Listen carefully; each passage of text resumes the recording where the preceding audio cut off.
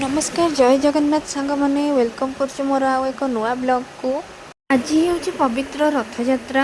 आज दिन सारा बहुत ही वर्षा होता। इवनिंग रे वर्षा छाड़ आम टे बड़दाण्ड को आसलु। आज बड़दाण्ड जनसमुद्र पलटि जाइए। मैंने गहली वर्षा को खातिर नक जगार दर्शन पर आसपर आम चल चली थकी पड़ू। फास्ट खाई टेस्टी टेस्टी मथुरा केक, तापर खाई कोबी कटलेट आपर खाई लंका चप।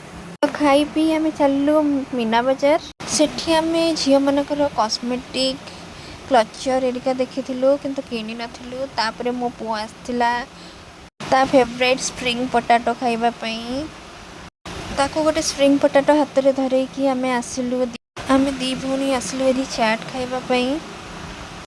एठी मो सान भौणी आ ता सांग चाट खाउछंती। पाखरे मो पुआ अछि। आउ गोटे सांग चाट खाऊची। आउ एठी मु भी चाट खाऊची।